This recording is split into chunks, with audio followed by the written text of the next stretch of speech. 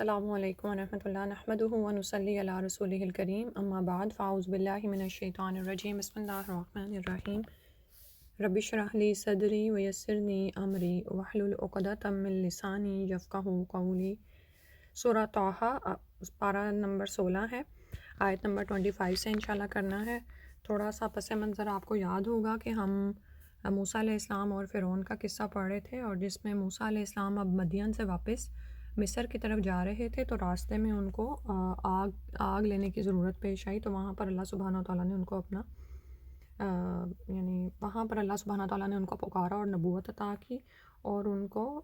حکم دیا آیت نمبر 24 میں جیسے آ رہا ہے اذهب الی فرعون انہ طغیٰ،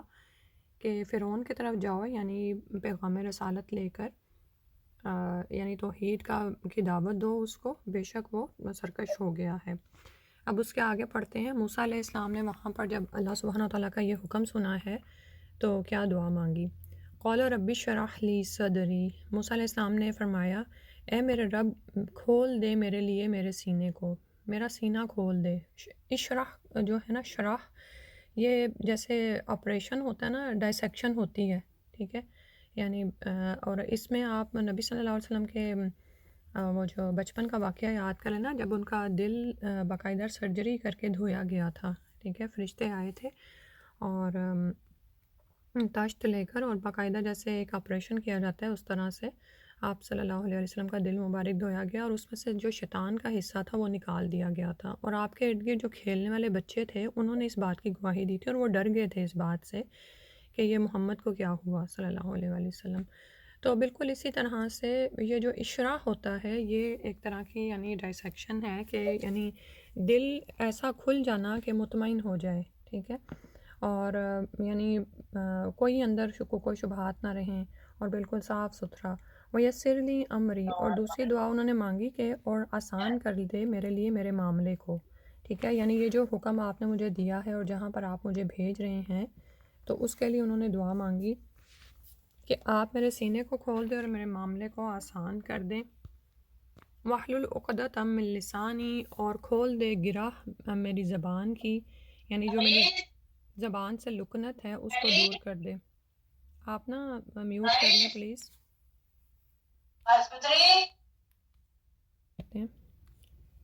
واحلل عقدۃ من لسانی یفقہوا قولی، اور میری زبان سے گرہ کھول دے۔ یہ گرہ جو ہے لکنت کی ہو سکتی، یعنی زبان میں تھوڑا جیسے انسان ہوتا ہے نا کہ، اور یہاں پر اسپیشلی آپ یہ دیکھیں کہ پیچھے جو آ رہا ہے نا کہ فرعون کی طرف بھیجا جا رہا ہے، اور وہ سرکش ہو گیا تھا۔ ایک تو ویسے ہی وہ بادشاہ تھا، اور دوسرا وہ سرکش ہو گیا تھا، اور پھر موسیٰ علیہ السلام کے ذہن میں یہ خیال بھی آیا ہونا ہے کہ میں تو ان کی طرف سے ایک قتل کر کے بھاگا ہوں، اور میں تو ان کے لیے ایک طرح کا مفرور مجرم ہوں، ٹھیک ہے، تو اب مجھے انہی کی طرف بھیجا جا رہا ہے۔ تو ایک جو فطری خوف ہوتا ہے، اور ایک فطری جو انسان مدد چاہ رہا ہوتا ہے، اس کی وجہ سے موسیٰ علیہ السلام نے فرمایا کہ میرے لیے میرا کام آسان کر دے اور میری زبان کی گرہ کھول دے، یعنی میری یہ لکنت دور ہو جائے، یعنی میں وہاں پر اتنا اعتماد کے ساتھ بات کر سکوں کہ بات کنوے ہو جائے، ٹھیک ہے، یفقہوا قولی، تاکہ وہ میری بات سمجھ لیں، یعنی مجھے بات کرنے کا وہ انداز اور وہ حکمت وہاں پر آ جائے، اور مجھے اتنی توفیق عطا فرمائیں کہ میں اس بادشاہ کے سامنے بات کر سکوں۔ یہاں پر موسیٰ علیہ السلام کی زبان کی لکنت کے بارے میں ایک اور روایت بھی پیش کی جاتی ہے، لیکن اس کی کوئی اتھینٹک حدیث یا کوئی روایت نہیں آتی ہے، ٹھیک ہے، اس میں یہ کہا جاتا ہے کہ بچپن میں آپ نے اپنے زبان پر کوئی کوئلہ وغیرہ رکھ لیا تھا۔ تو آپ یہ دیکھیں کہ اگر کوئی کوئلہ وغیرہ رکھا جائے تو ایک تو یہ کہ زبان سے سلائیوا نکل کے ویسے ہی اس کو کلیئر کر دیتے ہیں، اور پڑے بھی تو چھالا وغیرہ ہی پڑتا ہے، لیکن کوئی گرہ وغیرہ نہیں لگتی ہے باقاعدہ، ٹھیک ہے۔ تو یہاں پر اور ویسے بھی اللہ سبحانہ و تعالیٰ جب انبیاء کا انتخاب کرتے ہیں تو نہ صرف ان کی ظاہری خواص کی بنا پر، بلکہ ان کے باطنی جو خواص ہیں ان کی بنا پر بھی، ٹھیک ہے، اور وہ انبیاء اس بات کے لیے خود کو پھر پروف بھی کرتے ہیں، ٹھیک ہے، ان پر جو آزمائشیں آتی ہیں وہ ان کو سہ بھی جاتے ہیں، ٹھیک ہے۔ تو اب یہ نہیں تھا کہ موسیٰ علیہ السلام کو بات بالکل ہی نہیں کرنی آتی تھی، کیونکہ پیچھے ہم دیکھتے ہیں کہ جب وہ مصر سے مدین کی طرف گئے ہیں تو مصر میں جو عرصہ انہوں نے گزارا ہے تو وہ لوگوں میں مقبول عام بھی تھے، اور لوگوں کو ان کا پتہ تھا، اور جو جیسے وہ لوگوں کی مدد وغیرہ کرتے تھے، تو یہ سب کچھ ہم دیکھتے ہیں کہ ان کے خواص تو وہیں پہ ہی ہم نے پڑھ لیے اس سے پہلے کہ وہ ان کو نبوت عطا ہوتی، ٹھیک ہے۔ تو یہاں پر ایک فطری جو انہوں نے اعتماد مانگا اللہ سبحانہ تعالیٰ سے، واحلل عقدۃ من لسانی یفقہوا قولی، اور اس میں یہ ساری جو بھی موسیٰ علیہ السلام نے اللہ سبحانہ و تعالیٰ سے دعوت کے لیے جو اشیاء مانگ رہے ہیں ان پہ ہم ایک ایک کر کے دوبارہ بات کریں گے۔ پہلے اس کو ترجمہ اور پڑھ لیتے ہیں۔ وَاجْعَل لِّی وَزِيرًا مِّنْ أَهْلِي، اور بنا میرے لیے ایک مددگار میرے گھر والوں میں سے۔ ہارون اخی، ہارون کو جو میرا بھائی ہے، اشدد بہ ازری، مضبوط کر دے اس کے ساتھ میری قوت کو، واشرکہ فی امری، اور اس کو شریک کر دے میرے معاملے میں، کئی نسبحہ کا کثیرہ، تاکہ ہم کثرت سے بیان کریں تیری تسبیح، یعنی ہم تیری بہت زیادہ تسبیح کریں، ونذکرہ کا کثیرہ، اور تیرا ہم بہت زیادہ ذکر کریں، یعنی تیرا ہم چرچا کریں، ہم تیرے بارے میں بات کریں، ٹھیک ہے۔ تو اللہ سبحانہ و تعالیٰ کا یہ جو حکم ہے جو موسیٰ علیہ السلام نے سنا، یہ سن کر انہوں نے جب اپنی حالت کا جائزہ لیا، اب یہاں پر ساری آپ دیکھیں نا کہ اگر آپ کو ایک کام اسائن ہوتا ہے، کوئی ڈیوٹی دی جاتی ہے، تو وہاں پر آپ اپنے آپ کو دیکھتے ہیں کہ میرے اندر کیا صلاحیتیں ہیں، ٹھیک ہے۔ اور پھر انہوں نے کچھ چیزیں پیش کی اللہ سبحانہ و تعالیٰ سے، ان سے دعا مانگی ہے، ٹھیک ہے۔ کام سے انکار نہیں کیا۔ اب ایک ایک کر کے ہم دیکھ لیتے ہیں کہ انہوں نے کہا کہ رب اشرح لی صدری، کہ میرا سینہ کھول دے، مجھے اتنا حوصلہ عطا فرمائیں کہ میں یہ کام کر سکوں، ویسر لی امری، اور اس کے ساتھ ساتھ یہ بھی دعا مانگی کہ اللہ تعالیٰ میرے لیے اس کام کو آسان کر دیں، یعنی خود پر بھروسہ نہیں ہے، دعا تو کر رہے ہیں لیکن اس کے ساتھ ساتھ اللہ تعالیٰ سے یعنی مانگ تو رہے ہیں لیکن ساتھ ساتھ اللہ ہی سے دعا کر رہے ہیں کہ یا اللہ تو ہی ہے جو میرے معاملے کو آسان کرنے والا ہے۔ واحلل عقدۃ من لسانی یفقہوا قولی، اور پھر جو تیسری بات کی کہ میری زبان کی گرہ کو کھول دے، ٹھیک ہے، تاکہ یفقہوا قولی، تاکہ لوگ آسانی سے میری بات کو سمجھ سکیں، یعنی مجھے وہاں پر وہ بات کرنے کا سلیقہ عطا فرمائیں، وہ گر عطا فرمائیں کہ میں وہاں پر آرام سے بات کر سکوں۔ اور یہاں پر آپ یہ بات ہم نے یاد رکھنی ہے کہ بعض اوقات جب ہم دعوت دین کے لیے آگے بڑھتے ہیں، کیونکہ اب دیکھیں قرآن کا انداز دیکھیں، 15 سپارے ایک انسان نے کر لیے ہیں، ٹھیک ہے، وہ قرآن کی راہ پر ہے، اب یہ پیغام آپ نے آگے لے کے جانا ہے، ٹھیک ہے۔ تو اب آگے جو لوگ ہیں انہوں نے یہ پیچھے سے سارا قرآن نہیں پڑھا ہوا ہے، ٹھیک ہے۔ اب دعوت کی ذمہ داری جب آپ پر پڑے گی، آپ آہستہ آہستہ اس کو آگے پہنچائیں گے، اور جب آپ قرآن خود سیکھ لیں گے اور اس کے بعد آگے سکھائیں گے، تو جن لوگوں کے پاس آپ جا رہے ہیں وہ اس کو نہیں سمجھے ہوئے، ہو سکتا ہے ان کو کچھ بھی بات نہ پتہ ہو، جیسے یہاں پر فرعون کی طرف بھیجا جا رہا ہے، اور فرعون نہ صرف یہ کہ اللہ کی خدائی کو جھٹلا رہا ہے بلکہ خود کو رب بنا کے پیش کرتا تھا اپنی عوام کے سامنے، ٹھیک ہے۔ تو اب ایسی جگہ پر آپ دلائل بھی بعض اوقات ناکام ہو جاتے ہیں، صحیح ہے۔ بات کیا کرنی ہوتی ہے کہ بات مخاطب کی جو بھی اس کا انداز ہے نا اس کے مطابق کریں گے، اور جس سے وہ بات کو سمجھ لیں۔ جیسے اگر ایک کسان ہے کھیتوں میں کام کرنے والا تو اس کے لیول پر آ کر آپ بات کریں گے۔ اگر آپ میڈیکل کے کسی اسٹوڈنٹ کو اللہ تعالیٰ کی طرف دعوت دے رہے ہیں تو اس کے لیول پر بات کریں گے، ٹھیک ہے۔ تو کسی بھی جگہ پر جب آپ نے پہنچنا ہے تو اپنے علم کا روب نہیں جھاڑنا کہ مجھے بہت آتا ہے اور میں تو سارا قرآن پڑھ کے آئی ہوں اور میں آج اس کو سب کچھ ہی سمجھا دوں گی، ایسا نہیں ہوگا۔ بلکہ آپ یہ دیکھیں کہ ایک تعلیمی میدان میں بیٹھ کے، یعنی تعلیمی ماحول میں بیٹھ کے پڑھنا اور ایک دعوت کے میدان میں نکل کے کسی کو تبلیغ کرنا، یہ دو مختلف چیزیں ہوتی ہیں، ٹھیک ہے۔ تو اگر جب آپ کے ساتھ ایک کلاس جڑ جاتی ہے نا تو پھر تو ٹھیک ہے، آپ ایک دوسرے کو جانتے ہیں، آپ کو پتہ ہے کہ میرا طالب علم اتنا بوجھ سہار لے گا، وہ اتنا پڑھ لے گا، اتنی بڑی بڑی باتوں کو برداشت کر لے گا۔ لیکن جب آپ ابھی دعوت و دین کے میدان میں نئے ہیں، یا یہ کہ آپ کے مخاطب نئے ہیں، تو پھر کیا ہوگا کہ آپ نے ان کی تعلیمی استعداد کو دیکھتے ہوئے، ان کی قابلیت، ان کی اہلیت، ان کے ارد گرد کے ماحول کو دیکھتے ہوئے بات کرنی ہے، ٹھیک ہے، کہ کتنی بات یہ سہ سکتے ہیں، کتنی یہ برداشت کر سکتے ہیں کہ باغی بھی نہ ہوں، ٹھیک ہے۔ تو ایسی حالت میں پھر اصل میں کیا ہے، داعی دین ویسے بھی مخلص ہوتا ہے، وہ اللہ کے دین کو اللہ کی راہ میں اللہ ہی کے لیے پھیلا رہا ہوتا ہے، اس کی اپنی کوئی اس میں انا نہیں ہوتی، کوئی اس نے اقتدار کی چاہ نہیں ہوتی اس کو۔ انبیاء نے دیکھیں، ہر نبی نے کیا کہا آگے کہ میرا اجر اللہ ہی کے ذمے ہے، میں تم سے کچھ بھی اجر نہیں مانگتا، میرا اجر تو اللہ ہی کے ذمے ہے۔ تو ہمیں نہ تو ان سے کوئی دولت مطلوب ہے، نہ کوئی فائدہ، نہ کوئی اقتدار، بلکہ ہم تو جب یہ ذمہ داری کو لے کر جائیں گے، اچھا تو بات یہ ہو رہی تھی کہ جس طرح کے لوگ ہوں گے اس کے مطابق آپ بات کریں گے، اور بعض اوقات یہ ہو سکتا ہے کہ آپ نے بہت زیادہ تیاری کی ہو اور وہ سارا لیکچر ہی وہاں پر کام نہ آئے، ٹھیک ہے، لیکن آپ نے یہ نہیں دیکھنا ہوتا، آپ نے یہ دیکھنا ہوتا ہے کہ اگر میں کوئی ایک ایسی بات بھی کر دوں جو دوسرے کو سمجھ آ جائے تو وہ بھی کافی ہے، ٹھیک ہے۔ اس کے بعد انہوں نے فرمایا یعنی اس بات کو آپ نے یاد رکھنا ہے، یفقہوا قولی، یعنی بات اس طرح سے کرنی ہے کہ لوگ آپ کی بات کو سمجھ جائیں۔ آپ نے ان کو یہ نہیں ظاہر کرنا کہ میں ایک بہت بڑی عالمہ ہوں اور لوگ آج ہی مجھے مان جائیں، ٹھیک ہے۔ اس کے بعد فرمایا وَاجْعَلْ لِی وَزِیرًا مِّنْ أَہْلِی، اور بنا دے میرے لیے ایک وزیر یعنی مددگار میرے گھر والوں میں سے، ٹھیک ہے۔ اور اس کے لیے کیا کہا، ہارون اخی، جو میرا بھائی ہارون ہے۔ اب یہاں پر پھر سے ہم دیکھ رہے ہیں کہ موسیٰ علیہ السلام کو صرف اپنا ہی وہ یعنی جیسے اس کو کہتے ہیں نا کہ اپنی پروجیکشن مطلوب ہونا، کہ کوئی میری ہی تعریفیں کرے، صرف میں ہی جاؤں، ایسا کوئی خیال نہیں ہے، بلکہ گھر والوں میں سے اپنے لیے مددگار مانگا، اور وہ بھی بھائی کو۔ ہم آج دیکھیں کہ ہم اپنے رشتہ داروں کو کتنا آگے کرتے ہیں، بلکہ ہارڈلی ایسا ہوتا ہے کہ اگر ہم میں سے کوئی گورنمنٹ میں کسی بلند مرتبے پر پہنچ جائے تو ہم اپنے رشتہ داروں کو بھی وہاں پر پہنچانے کی کوشش کریں، بلکہ الٹا بھائیوں کے درمیان لیگ پولنگ چل رہی ہوتی ہے، ٹھیک ہے۔ تو موسیٰ علیہ السلام کے اس طرز عمل سے بھی کیا نظر آتا ہے کہ وہ اللہ تعالیٰ کے دین کی راہ میں بالکل سچے تھے، اخلاص کے ساتھ وہ آگے بڑھے ہیں، اور ان کو ظاہر مددگار چاہیے، اور مددگار اگر آپ کو گھر والوں سے ہی مہیا ہو جائے تو اس سے بڑھ کر تو کوئی بات ہی نہیں ہوتی، ٹھیک ہے۔ تو انہوں نے کہا کہ میرے بھائی کو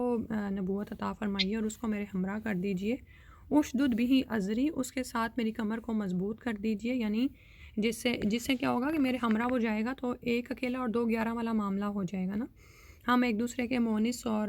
غمگسار ہوں گے، اور ہمیں ایک دوسرے سے حوصلہ ملے گا، کیونکہ ظاہر ہے آپ یہ دیکھیں کہ ایک عام انسان جو کہ کسی کا مفرور مجرم کے طور پر بھاگا ہوا ہے وہاں سے، اب اسی بادشاہ کے دربار میں جا کر اس نے اس بادشاہ کو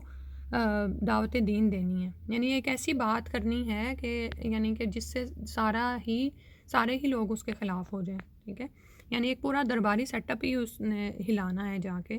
تو انہوں نے پھر اپنے لیے ایک مددگار کو بھی مانگا اور کہا کہ اشرک فی امری، اور اس کو میرے کام میں میرا شراکت دار بنا دے، یعنی ہم دونوں یہ مل کر کام کریں، کئی نسبحہ کا کثیرہ، تاکہ ہم تسبیح بیان کریں آپ کی بہت زیادہ۔ اچھا، یہ جو آ رہا ہے نا اشرک فی امری، بعض اوقات کیا ہوتا ہے کہ ہم کوئی کام شروع کرتے ہیں نا تو ہم میں سے بلکہ عورتوں کی یوزلی یہ عادت ہوتی ہے کہ وہ سارا کام اپنے ذمے لے کے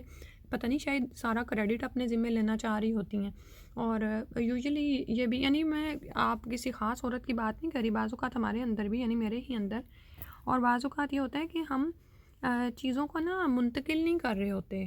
ساس بہوؤں کی لڑائیاں بھی زیادہ تر نا گھروں میں اسی لیے ہوتی ہیں، دو بھابھیوں کی بھی گھروں میں لڑائی اسی وجہ سے ہوتی ہے، یا بعض اوقات ماں بیٹی کی لڑائیاں اسی وجہ سے ہوتی ہیں کہ جو بڑا بندہ اقتدار میں ہوتا ہے نا، یا جو پہلے سے کام کر رہا ہے، وہ یہ نہیں چاہتا کہ وہ کام کو ڈیلیور کرے، وہ خود سے سارے کام کرنا چاہ رہا ہوتا ہے، کیونکہ ایک تو اس میں یہ وجہ ہوتی ہے کہ کام سکھانا مشکل ہوتا ہے، وہ کام جو آپ اپنے طور پر گھنٹے میں کر سکتے ہیں اگر کسی مددگار کو ساتھ لگا کے اور سمجھاتے ہوئے کام کریں تو اس کو میں بھی آپ کو 1.25 گھنٹہ 1.5 گھنٹہ لگ جائے، ٹھیک ہے۔ اور اسی طرح ظاہر ہے اس میں جب دوسرا بندہ آپ کے ساتھ شرکت کرے گا تو اس کی اوپینین بھی آپ کو لینی پڑے گی، ادروائز تو آپ اس کو غلام کی طرح کام کرا رہے ہیں نا، یعنی نوکرانی کی طرح۔ تو لیکن جب آپ اس کو اپنے درجے پر لا کر شریک کرتے ہیں کام میں تو آپ اس سے مشورہ بھی کریں گے، اس سے بات چیت بھی کریں گے، اور پھر ظاہر ہے ڈفرینس آف اوپینین بھی آئے گا، مے بی وہ آپ کی اوپینین سے متفق نہ ہو، وہ اس سے اختلاف کرے،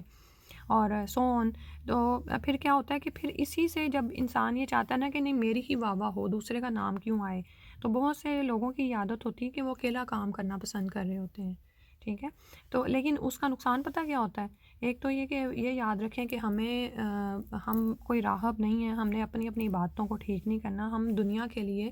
اور خاص طور پر یہ امت محمدی جو ہے یہ تو پیدا ہی امت یعنی ساری باقی امت کے لیے پیدا کی گئی ہے، اور دین کے اس پیغام کو ہم نے آگے پہنچانا ہے۔ تو لوگوں میں رہنا سیکھیں، ان سے بات چیت کرنا سیکھیں، اور اپنے بچوں میں بھی اس چیز کو عام کریں، کیونکہ آگے آگے قیامت کی یہ نشانی بھی ہو رہی ہے نا کہ لوگ اجنبی ہو جائیں گے آپس میں۔ تو اجنبی ہونے کا مطلب یہ ہے کہ لوگ آپس میں بات چیت نہیں کر رہے، اپنے ڈیوائسز پہ بزی ہیں، جب لوگوں سے معاملہ کرتے ہیں تو خراب کر دیتے ہیں معاملہ، لڑائیاں جھگڑے غصہ، یہ اینگر ایشوز، ڈپریشن، یہ سارے اسی وجہ سے آ رہے ہیں کہ انسان انسانوں سے معاملہ کرنا بھول گیا ہے۔ وہ اس شیئرنگ کی عادت اس کے اندر سے نکلتی جا رہی ہے، بہت اسٹنجینس، بخیلی ہمارے اندر آئی جا رہی ہے نا،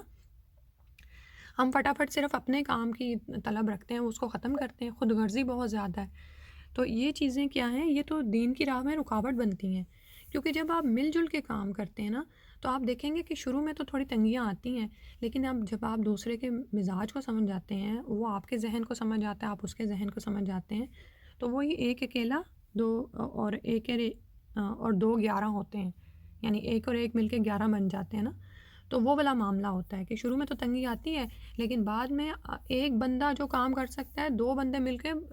100 بندوں کا تک کا کام کر جاتے ہیں، ٹھیک ہے، آگے سے آگے پھر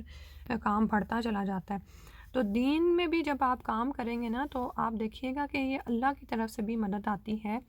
کہ مثال کے طور پر جیسے ابھی میں کہہ رہی تھی نا کہ فرعون کے دربار میں تو سارے ہی یہ لوگوں کا یہ حال تھا کہ وہ فرعون کے خدا مانے بیٹھے تھے، لیکن کسی بھی مشرک ماحول میں آپ چلے جائیں نا، آپ کو ایک حمایتی ضرور مل جاتا ہے وہاں پر، ٹھیک ہے، اگر آپ کی نیت خالص ہو نا، تو اب آپ نے کیا کرنا ہے، اس حمایتی کو، جو مددگار کو اللہ تعالیٰ نے آپ کو مہیا کیا نا، آپ نے اس کو استعمال کرنا ہے، ٹھیک ہے، اس وقت آپ کی انا آڑے نہ آئے کہ نہیں میں خود ہی اکیلے سارے کام کر سکتی ہوں، اس حمایتی کو ملا لیں اپنے ساتھ، اور شروع میں ہو سکتا ہے آپ کو کچھ تنگی آئے، اور ہو سکتا ہے وہ بالکل ہی گوار ہو، آپ کو اسے سکھانا بھی پڑے، لیکن جب آپ یہ کام کر گزریں گے تو آپ دیکھیں گے کہ دین کا کام مزید آگے بڑھے گا، ٹھیک ہے، انشاءاللہ۔ اور پھر اس کے بعد فرمایا کہ وَنُسَبِّحُكَ كَثِيرًا، تاکہ ہم تیری بہت زیادہ تسبیح بیان کریں، ٹھیک ہے، اکیلا بھی انسان کرتا ہے تسبیح بیان، لیکن مل جل کر مزید اس میں جو ہے وہ آ جاتا ہے، حسن آ جاتا ہے، تو فرمایا کہ ہم دونوں مل کر یہ کام کریں گے، وَنَذْكُرَكَ كَثِيرًا، اور تیرا بہت زیادہ ذکر کریں۔ آپ یہ دیکھیں کہ جس سے انسان کو محبت ہوتی ہے نا، پیچھے جیسے ہم نے دیکھا کہ موسیٰ علیہ السلام کو جب اللہ تعالیٰ نے پکارا ہے اور لاٹھی کے بارے میں پوچھا، تو یعنی کہ بات بڑھانے کے لیے لاٹھی کے بارے میں بہت سارے فوائد بتا رہے تھے، ٹھیک ہے، تو وہ بھی اسی لیے کہ تاکہ اللہ تعالیٰ سے کلام کرنے کا وقت زیادہ ہو جائے، تو پھر ذکر کرنے کا مطلب یہ ہے کہ آپ ان کا یعنی ان کی بات کرنا چاہ رہے ہیں نا، تو جب آپ کسی سے محبت کرتے ہیں نا، تو کیا ہوتا ہے کہ آپ وہ محبت دل تک نہیں رہتی، پھر صحیح ہے، پھر آپ لوگوں میں اس کا چرچا کرتے ہیں کہ مجھے فلاں سے محبت ہے، اور اگر آپ نہیں بھی بتاتے اور کسی جگہ پر اس بندے کا آپ ذکر خیر سنتے ہیں، تو آپ چاہتے ہیں کہ یہ ذکر خیر زیادہ ہی ہوتا چلا جائے، ہے نا، ہوتا ہے نا یہ، اور بعض اوقات آپ خود جان بوجھ کے اس بندے کی بات چھیڑ دیتے ہیں جس سے آپ کو محبت ہوتی ہے، تو یہ محبت کا ہی ایک انداز ہے کہ ہم مل جل کر پھر تیرا بہت زیادہ ذکر کریں۔ انکا کنتا بنا بصیرا، بے شک تو ہے ہم کو دیکھنے والا، یعنی تو ہمیں ہر آن دیکھ رہا ہے، اور اس میں ان کی یعنی کہ تسلی بھی ایک طرح سے خود کو دے رہے ہیں کہ اللہ سبحانہ وتعالیٰ ہی جو ذمہ داری ڈال رہے ہیں، اس میں مدد بھی پھر اللہ ہی کی طرف سے آئے گی۔ قال، اللہ تعالیٰ نے فرمایا، قد اوتیتا، تحقیق دیے گئے تم سؤلا کا سوال آپ کا، یعنی جو آپ نے سوال کیا تھا، اور یہاں پر سوال جو ہے نا، سوال نہیں ہے، سؤلا ہے، ٹھیک ہے، یہ تمنا کے معنوں میں آتا ہے، اور تمنا بھی وہ جو بیان کر دی جائے، ایک تو امنی ہوتا ہے نا، جو کہ وہ تمنا جو دل میں انسان بسائے رکھتا ہے، لیکن یہ تو انہوں نے اللہ کے حضور پیش کر دی، ٹھیک ہے، اور تمنا ویسے بھی آپ یہ دیکھیں کہ تمنا وہ چیز ہوتی ہے جو کہ جس کو لینے کے لیے انسان کا دل حریص ہوتا ہے، یعنی اس کا دل ہوتا ہے کہ وہ اس کو حاصل کر لے، تو موسیٰ علیہ السلام یہ ساری باتیں چاہ رہے تھے، اور انہوں نے اللہ کے آگے پیش بھی کر دی۔ اس سے یہ ایک بات بھی پتہ چلتی ہے کہ بعض اوقات ہم دین کی راہ میں بہت سارے کام کرنا چاہ رہے ہوتے ہیں، اور ہم بڑی کمٹمنٹس باندھ رہے ہوتے ہیں، لیکن ہماری نا دعاؤں میں کمی ہوتی ہے، اللہ کے ساتھ تعلق میں ایک کمی ہوتی ہے، حالانکہ یہاں پر ہم دیکھ رہے ہیں کہ موسیٰ علیہ السلام مسلسل اللہ تعالیٰ سے جیسے جڑے ہوئے ہیں نا، کہ ہم تیری تسبیح بیان کریں، تیرا ذکر کریں، اور پھر اللہ تعالیٰ سے دعائیں مانگ رہے ہیں، تو یہ بھی داعی دین نے یعنی اپنے اس میں عمل میں شامل کرنا ہے کہ جب بھی وہ دین کی دعوت کے کام پر نکلے تو اللہ تعالیٰ سے دعائیں بہت زیادہ مانگیں، ٹھیک ہے، آپ یعنی جیسے آپ بات چیت کرتے ہیں نا کسی انسان سے، اس طرح بھی کر سکتے ہیں آپ کہ یا اللہ میں اس راہ پہ جا رہی ہوں اور میں ڈرتی ہوں کہ وہاں پر فلاں بندہ ہوگا، فلاں ہوگا، وہاں پر یہ بات بھی پیش آ سکے گی، اور میرے اندر تو یہ کمزوری ہے، میری صلاحیتیں اتنی نہیں ہیں، یا میرے پاس وقت کی کمی ہے، یا سون بہت سارے مسائل ہیں نا جو ہمیں ہر وقت شیطان ہمیں کچھ تو ہمیں نظر آتے رہتے ہیں، کچھ شیطان کے وساوس میں آ کر ہم ہر وقت وسوسوں کے ہی شکار رہتے ہیں، اور ہم بڑے بڑے کام نہیں کر پاتے، تو جب بھی ایسا کوئی سلسلہ ہو یا مسئلہ پیش آئے تو فوراً اللہ سے رجوع کریں، فوراً سوال کریں، اللہ تعالیٰ سے مانگیں، اللہ تعالیٰ سے باتیں کریں، اس سے مناجات کریں، یعنی سرگوشیاں کریں، چپ کے مانگنا جس کو کہتے ہیں نا، بلند آواز سے بھی، چپ کے بھی، جس طرح بھی آپ اللہ تعالیٰ کو پکاریں ہیں اس کو اپنے سارے معاملات پیش کریں. کیونکہ دیکھیں ہم چاہتے ہیں نا کہ ہمیں جنت کے بلند درجات ملیں، اور ہم دین کا یہ کام کرنا بھی چاہتے ہیں، اور ہم یہ انسپائر بھی ہوتے ہیں جب ہم لوگوں کو دیکھتے ہیں کہ وہ اللہ کے دین کی راہ میں بہت کام کر رہے ہیں. تو ہمیں بھی کیا کرنا چاہیے؟ ٹھیک ہے ہمارے اندر وہ بعض اوقات وہ قابلیتیں نہیں ہوتی جو ہم لوگوں میں دیکھ رہے ہوتے ہیں، تو لیکن کیا ہے کہ ہم دعا مانگیں. دعاؤں سے تو ہر چیز، دعا سے کیا ہوتا ہے تقدیر بھی بدل جاتی ہے. تو اللہ تعالیٰ نے موسیٰ علیہ السلام کی دعائیں قبول کر لیں. اوتیتا سؤلک یا موسیٰ، کہ اے موسیٰ علیہ السلام آپ اپنی تمنا دیے گئے، یعنی جو کچھ آپ نے مانگا ہے وہ تمہیں دیا جاتا ہے. وَلَقَدْ، اور البتہ تحقیق مننا، احسان کیا تھا ہم نے، علیکہ آپ پر، مرتن اخرى، ایک اور دفعہ بھی. یعنی اب اللہ تعالیٰ نے موسیٰ علیہ السلام کو پہلے کی باتیں یا احسانات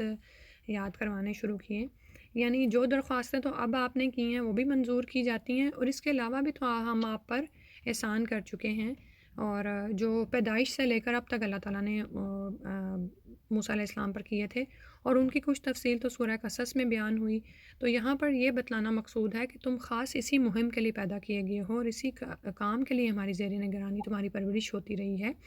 یعنی جو پیچھے موسیٰ علیہ السلام نے فرمایا نا کہ انا کا کنتا بنا بصیرہ، بے شک تو ہمیں دیکھنے والا ہے، تو ہمیں دیکھ رہا ہے. تو یہ جو سارے معاملات موسیٰ علیہ السلام کو پیش آئے، یہ اللہ سبحانہ تعالیٰ کی زیر نگرانی، اللہ تعالیٰ کی نگاہ خاص میں یہ ہوتے رہے نا سب کچھ جو بھی ان کے ساتھ ہوتا رہا.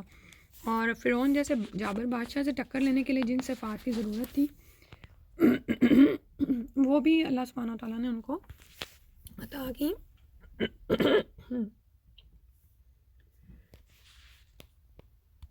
سوری. تو یعنی پہلے جیسے ہم نے پڑھا نا کہ اللہ سبحانہ تعالیٰ نے ان کو چن لیا تھا، اور وہ چنا کیسے تھا کہ پورے ایک آپ یہ دیکھیں کہ اللہ سبحانہ تعالیٰ کی جو تقدیر ہے نا، وہ ہمیں بعض اوقات اس میں جو ہو رہا ہوتا ہے نا وہ معاملات ہمیں سمجھ نہیں آ رہے ہوتے، کیونکہ ہم تقدیر کو اوور آل نہیں دیکھ سکتے. ٹھیک ہے کہ مثلا ہمیں نہیں پتہ کہ آج ہمارے ساتھ جو معاملہ ہونا ہے اس کا اثر آگے کتنے سالوں تک جائے گا. صحیح ہے. تو وہ تو ہمیں یا تو ہم اللہ تعالیٰ کی طرف سے حکمت دیے جائیں تو ہمیں ان معاملات کی حکمت سمجھ آ جاتی ہے. تو لیکن تقدیر پر تو ہم نے ایمان لانا ہی ہے. ٹھیک ہے. تو تقدیر پر خوشی کے ساتھ انسان ایمان لائے، کیونکہ ہمیں نہیں پتہ کہ آج ہماری چھوٹی سی کی گئی نیکی یا جو بھی معاملہ ہوتا ہے اللہ تعالیٰ اس کے بدلے ہمیں سالوں بعد کیا عطا کرنے والے ہوتے ہیں. ٹھیک ہے. تو اب یہاں پر ہم دیکھتے ہیں کہ موسیٰ علیہ السلام سے اب یعنی ایک شخص ہے جس کو نبوت عطا کی جانی ہے، اس کے ہاتھ سے ایک حادثاتی طور پر قتل ہو جاتا ہے. لیکن وہ بھی کیوں کرایا جاتا ہے؟ کیونکہ موسیٰ علیہ السلام کی تربیت مقصود تھی جو کہ دربار میں نہیں ہو سکتی تھی. تو اب یعنی کہ اللہ تعالیٰ نے کس طرح سے احسانات کی یہ موسیٰ علیہ السلام کے، پھر وہ اگلی آیت سے پتہ چل رہے ہیں. اذ اوحینا الی امک ما یوحا، جب وحی کی ہم نے طرف آپ کی ماں کے، ما یوحا جو وحی کی جاتی ہے. وہ وقت یاد کرو جب ہم نے آپ کی ماں کی طرف خفیہ اشارہ کیا تھا، اور اس میں کیا کہا تھا؟ انکزی فی ہی فی التابوتی، انکزی فی یہ پورا لفظ ہے، ان کے اکزی فی. ٹھیک ہے. فی ہی کو الگ نہیں کرنا آپ نے، فی تابوتی، کیونکہ آگے فی دوبارہ آ رہا ہے. تابوت میں اس کو رکھ دو کہ ڈال دے اس کو تابوت میں. فقزی فی ہی فی الیمی، پھر ڈال دے اس کو دریا میں. یعنی بیسیکلی کیا ہے کہ وہ جو تابوت ہے یعنی وہ دریا میں ڈال دیں. فَلْيُلْقِهِ الْيَمُّ، پھر ضرور ڈال دے گا اس کو دریا، بالساحل، ساحل پر. اب یہاں پر الیمو جو ہے یعنی دریا جو ہے وہ اس کو تابوت کو ساحل پر لے آئے گا، اور یہ ظاہر اللہ کے حکم سے ہوگا. یا خُذْهُ، لے لے گا اس کو یا پکڑ لے گا اس کو، عدو لی، میرا دشمن، و عدو اللہ، اور جو اس کا دشمن ہے یعنی اس بچے کا. وَأَلْقَيْتُ، اور میں نے ڈال دی، علیکا تجھ پر، محبت منی، اپنی طرف سے محبت. وَلِتُثْنِيَ، اور تاکہ تو پرورش کیا جائے، علی عینی، میری نگاہوں میں، میری نگرانی میں. ٹھیک ہے. تو موسیٰ علیہ السلام کی والدہ کو حکم ہوا کہ اس بچے کو تابوت میں ڈال دیا جائے. اور اس کے پیچھے جو سارا قصہ ہے وہ آپ کو پتہ ہے کہ جس زمانے میں موسیٰ علیہ السلام پیدا ہوئے ہیں تو فرعون جو اس وقت کا بادشاہ تھا، اس نے اپنی سلطنت کو تہو بالا ہونے سے بچانے کے لیے ان بنی اسرائیلیوں کو، ان کے لڑکوں کو مارنا شروع کر دیا تھا، یعنی قتل کرواتا تھا یہ. اور ایک سال میں بنی اسرائیل کے ہاں جتنے لڑکے پیدا ہوتے تھے وہ سب کے سب قتل پیدا ہوتے ہی قتل کر دیے جاتے تھے، ٹھیک ہے. اور ایک سال چھوڑتا تھا جس میں ان بچوں کو یعنی نہیں مارا جاتا تھا،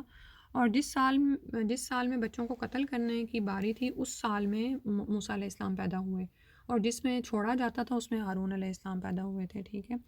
اور فرعون نے اس حکم کی تعمیل کے لیے اپنے ہرکاروں کو ہدایات جاری کی ہوئی تھیں، اور دائیوں کی یہ ذمہ داری لگی ہوئی تھی کہ جس وقت بھی کسی بنی اسرائیل کا فرد یا سبتی کے ہاں لڑکا پیدا ہو تو وہ فوراً حکومت کو اس کی اطلاع کر دے، ٹھیک ہے. تو اور پھر یہ کہ آپ یعنی یہ کہ اور یہ بھی کہا جاتا ہے کہ روایت میں یہ آتا ہے کہ فرعون کو ایک خواب سا آیا تھا کہ جس کی تعبیر اسے درباری نجومیوں نے یہ بتائی تھی کہ تمہاری حکومت کو یعنی بنی اسرائیلیوں میں ایک شخص پیدا ہونے والا ہے، وہی یعنی تہو بالا کر دے گا، ٹھیک ہے. تو اب سوچنے کی بات یہ ہے کہ یعنی اس نے پھر اس کو بچانے کے لیے کس طرح کی تدبیر سوچی. حالانکہ اگر وہ نجومیوں پر ایمان لاتا تھا اور یہ مانتا تھا کہ نجومی غیب کی باتیں بتا سکتے ہیں تو پھر تو یہ ضروری ہونا تھا، ہر صورت میں ہونا تھا، خواہ وہ بچوں کو قتل کرواتا یا نہ کرواتا، ٹھیک ہے. تو اللہ سبحانہ تعالیٰ کی آپ یہ دیکھیں تدبیر کیا تھی کہ کس طرح سے موسیٰ علیہ السلام یعنی کہ موسیٰ علیہ السلام اپنی والدہ کے ہاں پرورش پاتے رہے، اور اس کو یعنی حمل ان کا ٹھہرا اور دائیوں کو پتہ بھی نہیں چلا اور وہ پیدا بھی ہو گئے ہیں. تو اس وقت اب موسیٰ علیہ السلام کے دل میں موسیٰ علیہ السلام کی والدہ کے دل میں ڈر پیدا ہوا، تو اللہ تعالیٰ کی طرف سے وحی ہوئی اور انہوں نے ان کو پھر تابوت میں ڈالا، ٹھیک ہے. لیکن جب اللہ سبحانہ تعالیٰ کی ایک تدبیر نے کام کرنا ہی تھا تو یہی تابوت جو ہے یہ فرعون کے دربار میں پہنچ جاتا ہے، ٹھیک ہے. تو بعض اوقات کیا ہوتا ہے کہ ہمارے ساتھ کچھ ایسا معاملہ ہو جاتا ہے، یعنی تقدیر میں کچھ ایسا، ظاہر اچھا برا تو ہے نا، اور ہم اس بات پر ایمان لاتے ہیں کہ تقدیر میں اچھا برا اللہ ہی کی طرف سے ہوتا ہے. یہ شاکی انسان کا رویہ ہوتا ہے کہ وہ اس طرح کی باتیں کرتا ہے کہ میرے ساتھ یہ کیوں ہو گیا، وہ کیوں ہو گیا، یا بعض اوقات نعوذ باللہ کچھ لوگوں کے منہ سے یہ باتیں نکلتی ہیں کہ ہمیشہ میرے ساتھ ہی ایسا کیوں ہوتا ہے، ٹھیک ہے. تو نعوذ باللہ یہ اللہ کی تقدیر پر راضی رہنا ہمارے ایمان کا حصہ ہے. ہم یہ جو کہتے ہیں رضیت باللہ ربا، جب ہم اپنے صبح شام یہ دعا پڑھتے ہیں کہ ہم اپنے رب کے اللہ کے رب ہونے پر راضی ہیں، تو رب تو تدبیر کرتا ہے نا معاملات کی، خالق مالک مدبر آتا ہے رب کے معنوں میں نا، تو وہی معاملات کی تدبیر کرتا ہے. تو اس لیے جب بھی آپ کے ساتھ کچھ ایسا ہو تو اسباب پر نہ جایا کریں کہ فلاں سبب ایسے ہو گیا، یا یہ کہ فلاں سبب کی وجہ سے ایسا ہوا.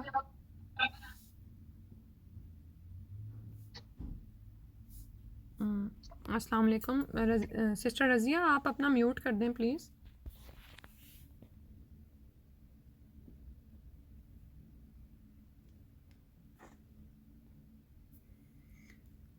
اچھا، تو اور بعض اوقات جن لوگوں کے ساتھ ہمارا کوئی معاملہ چل رہا ہوتا ہے ہم ان پر غصہ ہو رہے ہوتے ہیں کہ فلاں کی وجہ سے ایسا ہو گیا، یہ نہ ہوتا تو اس طرح ہو جاتا، ٹھیک ہے. تو اس وقت ہم یہ بھول جاتے ہیں کہ جو بھی اچھا یا برا ہوتا ہے وہ اللہ سبحانہ تعالیٰ ہی کی طرف سے ہوتا ہے. تو اب یہاں پر آپ یہ دیکھیں کہ یہ کوئی چھوٹی بات تھی کہ موسیٰ علیہ السلام کی ماں کو اشارہ ملا ہے کہ دودھ پینے والے بچے کو آپ دریا میں ڈال دیں. اعوذ باللہ من الشیطان الرجیم. اچھا، تو بعض اوقات پھر ہمارے ساتھ زندگی میں جو بھی اچھا یا برا ہو رہا ہوتا ہے نا، اس پہ یہ یاد رکھا کریں کہ اللہ تعالیٰ کی تقدیر کا حصہ ہے. اور آپ اگر ہم اپنی زندگی میں پیچھے نظر دوڑائیں نا، یعنی اب تو ظاہر ہے کافی سال گزر گئے زندگی کو، تو پھر ہمیں سمجھ آتی ہے اچھا وہ جو 5-10 سال پہلے اللہ تعالیٰ نے وہ جو میرا راستہ بدل دیا تھا نا، اور میری اتنی بڑی دعا قبول نہیں تھی ہوئی اور میں اس طرف آ گئی. تو آپ دیکھتے ہیں کہ اللہ تعالیٰ اس طرح چن لیتے ہیں نا انسان کو. بہت سے انسانوں کی زندگی میں ایسے ہوتا ہے. تو جیسے موسیٰ علیہ السلام کو اب اللہ تعالیٰ نے وہاں سے نکالا ہے مصر سے مدین کی طرف، اور وہاں پر پھر ان کی ٹریننگ ہوئی شعیب علیہ السلام کے پاس، اور پھر وہاں سے وہ پھر راستہ بھولے ہیں. اور جب وہ راستہ بھولے ہوں گے تو ان کے ذہن میں کیا کچھ آ رہا ہوگا، لیکن وہ راستہ بھول کے پہنچے کہاں پر؟ اللہ سے کلام کرنے پہنچ کے کلیم اللہ بن گئے، اور سبحان اللہ. تو بالکل اسی طرح سے جب ہمارے ساتھ زندگی میں کچھ اس طرح ہو رہا ہوتا ہے تو اللہ تعالیٰ پر شاکی نہ انسان ہو، مومن کا رویہ یہی ہوتا ہے، ٹھیک ہے. تو اب یہاں پر موسیٰ علیہ السلام کو اللہ تعالیٰ کے احسانات گنوائے جا رہے ہیں.